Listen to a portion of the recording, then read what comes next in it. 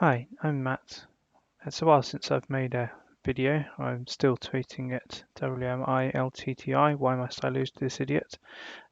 Just wanted to talk over a game that I played last night. So February 2020. Haven't made any particular notes for this one, so we'll see how it goes. My opponent was rated 166 ECF, so that's just over 1900 FIDE, and the time control was 70 minutes for all moves with a 10-second increment. So I was white, and I started off with e4. My opponent went d6, the Piot's defense. I played d4, knight f6, knight c3, g6, and I played bishop g5. It's the way I like to play against the Piot's defense. Quite often people will play bishop to other squares instead. Opponent played bishop g7. Here I think the main line is actually queen to d2. I'm not quite sure why I didn't play that actually, but instead I played knight to f3. My opponent played h6. I dropped my bishop back to e3, where my opponent needs to make a decision whether to hit it with knight g4 or whether to just continue developing, and my opponent came knight g4.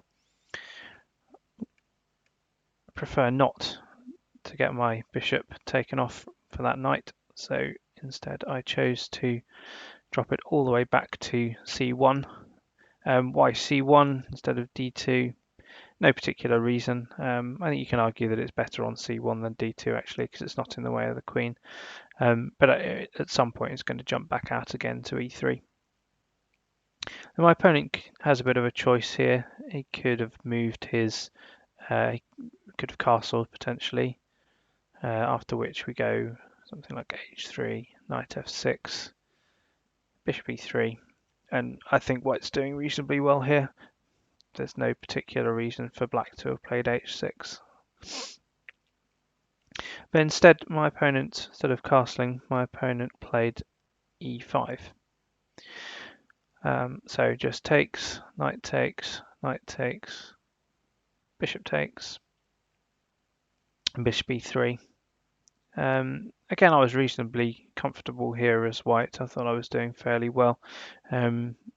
These pawns aren't necessarily, it's not necessarily the best structure on the king's side, and it's going to take black a long time to be able to castle the other way because all of his bits are still on the back rank, where I can move my queen forward and castle this way, which is fairly typical. My opponent played knight to c6. I played queen d2, which threatens h6, which I'll probably take if I'm given the chance. My opponent dropped back and defended it with bishop g7, and then I castled. So I'm ahead in development, got a marginally better pawn structure, so it feels like I'm slightly better here as white. Bishop to e6. I play bishop b5, pinning the knight. I thought my opponent might play his queen forward to d7, but that gets in a little bit of a tangle. Instead, he played pawn to a6, after which I just chopped off the knight. Pawn takes. So opponent's pawn structure is definitely compromised now, although he does have an open b file, so I need to be a little bit careful if he decides to attack. But I didn't see that he had a big attacking chances on this side straight away, so I can stop him from doing anything too exciting there. So I played bishop d4, stopping off black's best piece. He played bishop to f6. You can make an argument probably for playing f6 here, although I think that's a difficult move for a human to play, because the white knight comes round across to here and starts threatening things, and black's king is never going to get particularly safe on either side of the board.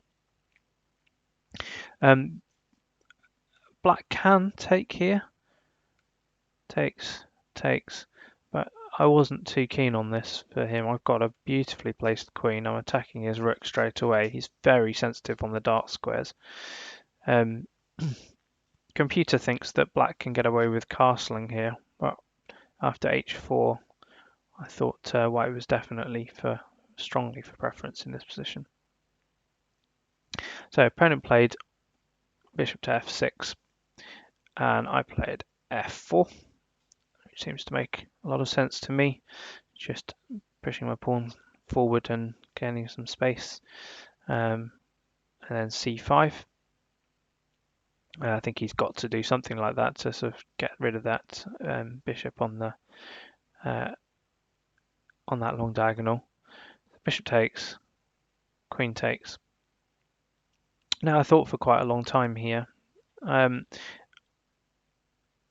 I thought my plan was either to play f5 takes, rook f1, where black's pawn structure, black's a pawn up for a few seconds, but his pawn structure really is pretty bad here. So this I think would have been quite a decent option for white. These pawns are pretty ridiculous in this endgame. I mean, it's not losing for black by any means, but I don't think it's going to be much fun. Instead of playing f5, I played pawn to e5, which is again quite a forcing line. Computer doesn't think all that much of it. Computer prefers to just play something like rook e1, which again makes quite a lot of sense. But yeah, I don't think there's anything too wrong with e5 personally. e5 takes, queen takes, and now rook e1. So I don't care about queen takes h2. So if I give you a couple of seconds, hopefully you'll be able to work this one out. So my immediate plan actually was to play queen to d7 here. It turns out this is winning after king f8, rook takes e6. But black has queen f4 check, and it gets a little bit awkward. The actual better move is rook takes e6, so doing it the opposite way around. And after pawn takes, this is checkmate. Queen d7, king f8, rook f1, king g8, and queen f7 is checkmate. So my opponent didn't play queen takes, but instead played queen g5. Okay, and I played knight to e4, threatening queen, threatening the pawn. This is the position, or actually the position after queen takes d2, rook takes d2. This is the position that I saw that I'd analysed too once I played e5, and this seems like a pretty good position for white to be starting from here. Black's currently a pawn up, but it's going to drop off the board pretty soon. Here my opponent castled, so he briefly looked after the game at something like king e7, but I think white can just play knight here, knight takes pawn, rook d8, and then rook d8. If king d8, then you just win a pawn on e6, and hopefully that should be a winning endgame. Rook takes, knight takes. Black has the option of rook a8, but here you go, knight, rook a2, knight e6, fe6, b3, and these pawns run pretty fast down the board. I think even I can win this rook endgame. So instead of instead of that, my opponent castled. So I played knight takes c5, so I've won that pawn back. And I'm threatening to take this guy. One interesting point here. So this knight has just landed on c5. This is an amazing square for the knight. So it threatens a6. It stops all sorts of squares for the bishop. And importantly, because there's no b pawn and no d pawn, there's nothing that can really attack it. So it can just stay there forever. If you watch the knight, it stays there until it takes on a6 later on in the game. So knight c5, bishop to f5, rook to e7. So I'm threatening to take on c7. I've got a nice active two rooks. Feels like a nice position for white. Opponent played rook to e8, which seems like a sensible move. The point here is that I can't just take on c7 because suddenly rook e1, rook d1, rook e2, and this c2 pawn is hanging, and this g2 pawn is hanging, and my opponent's got lots of activity. Actually, my best move here is to repeat with rook d2, rook e1. So I can't take c7 and just win that pawn straight away. Instead, I played rook d to e2. My opponent has to swap off, and then I'm threatening to take this one and potentially take this one. He could play c6, but then rook c7, and this knight shows its worth because the bishop can't come to here, to e4, and he's losing a pawn pretty much already. So he played the very passive rook to a7 and offered a draw. So I was quite pleased with my action here. I just thought for a few seconds and said no thank you. I felt like whilst it's not necessarily a winning position for white, it's certainly going to be very difficult for black to defend. As I said, with this beautiful knight, this passive rook, and also these two weak pawns on a6 and c7, which are always going to be targets where white really hasn't got any targets at all.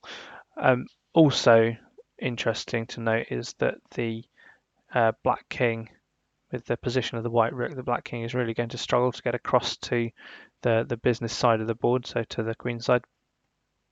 So all those features I felt I was doing quite well here and ought to be able to play for a win.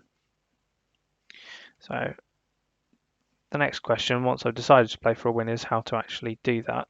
And it's not really about individual sort of moves that are better or worse than others. It's really about the plan here. Basically, my plan really was to attack this a6 pawn with everything. So move the king up, move the rook around to somewhere to attack it, and just win it. If I couldn't win it, my secondary plan was to swap this a6 pawn for this b2 pawn, take back with the king, and then end up with a passed a pawn. That's kind of close to what happened in the game. Opponent played the sensible king f8. It's going to take him quite a long time to get any counterplay, so I can do quite a bit of my plan before he can actually do anything much. King f8, rook e3, rook to a8. Here I decided to play a4. My thinking here was that I want to take this pawn on either a6 or an a5. I didn't want it to go further down the board, so I just thought I'd stop it in its tracks. Rook to d8 check, king c3, rook to d6, so defending this a6 pawn from the other way. This is sensible because it gives the black rook a little bit more freedom. Rook e2, maybe not the best move in the world. I guess I was playing this to free up my king to move forward. Rook c6, attacking the knight. Here I played king to d4. I didn't want to play king b4, which is potentially an option, because I thought rook b6. I wasn't sure what I was doing here, other than just going straight back. So king d4. Everything's defended. Bishop g4, threatening the rook. Rook f2. Bishop goes back to f5, so my opponent hasn't really got a plan of his own. c3, so getting it off the white square. Rook d6, check. King c4, king e7. Thinking of coming towards the queen side to try and help defend. Rook e2, check.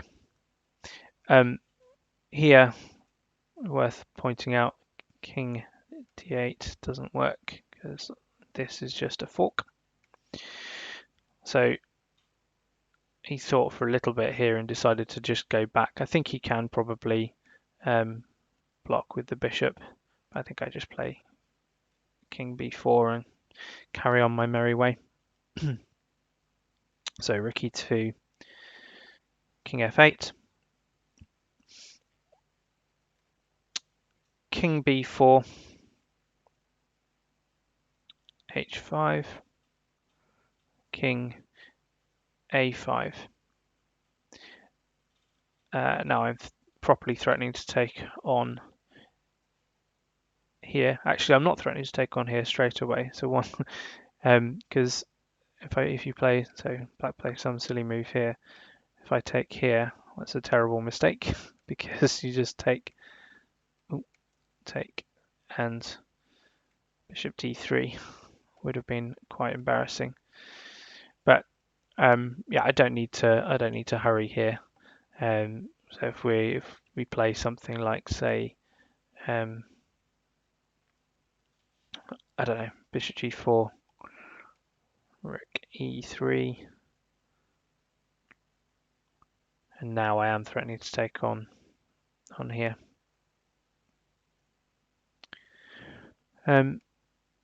So my opponent, after king a5, played bishop to c8. I played b4 here, where I think my opponent missed a bit of a chance to make life quite awkward by playing rook to d5. Because actually this pin on the knight is quite tricky to deal with. Point being that I can't play b5 because he just takes the knight. So my plan here was to play rook e4, rook c4, and then b5, but this gives my opponent a bit of a chance to get free. I might have given him a reasonable opportunity to get back into the game. Instead, he played, so here after b4, he played rook to c6, and I played rook to e5. He played rook back to d6. Played h4. Here, my thinking was that I didn't particularly need to rush. I could just stop him from pushing forward on the king side a little bit, which is where he wants to try and make counterplay, and then at some point play this idea I mentioned before of b5 takes, and then king takes, and then push this a pawn down the board. And that's actually a very difficult plan for black to deal with. And at this point, my opponent made a blunder. Just played bishop f5. As I say, I think it's pretty difficult for him to hold the position in any case, but bishop f5 certainly makes life easier for me. I played knight takes a6 fairly quickly. I played rook d2, knight c7, so suddenly 2 pawns up. Rook a2, I've got to be a little bit careful that I don't allow him to play bishop c2 and then take this a4 pawn. So I brought my knight back to d4 with the idea that I'd bring it to b6 to defend if necessary. Rook takes g2, so he's taken a pawn back, but these guys are running down the board, particularly this b pawn, so b5, rook to g4, b6, bishop to c8, stopping the b pawn, knight to f6, threatening the rook and threatening rook e8, rook c4, and now I thought I'd spotted a nice easy way to finish the game, which it does, but yeah, I made a slight miscalculation, which we'll see in a second. So, rook e8, king g7, rook c8. There are other ways for white to win, but this is pretty clean if you play it correctly. Rook takes c8, b7. Black's got to play rook b8 really, and now king b6, king f6, and now a5 is the only move that wins the game. Unfortunately, I didn't play that. I played the move king to c7. And luckily for me, my opponent played rook e8, which is a blunder. Queen, rook takes, king takes, g5, pawn takes, king takes. My opponent resigned actually just before this because the white pawn wins the race by one tempo. And that's an easy win for white. But instead of playing rook e8, my opponent could and should have played rook b7, which would have been very annoying for two reasons. Firstly, this variation, g5 takes, king takes, and the pawn race is a draw, except that this time black can queen the pawn because the diagonal is blocked by the white king. So queen here, and this should finish up as a draw. But I said there were two reasons why that rook b7 would have been annoying. So not only does black have that option, but after pawn takes, black can play king to g6, which would never have even contemplated. The point here is that black will actually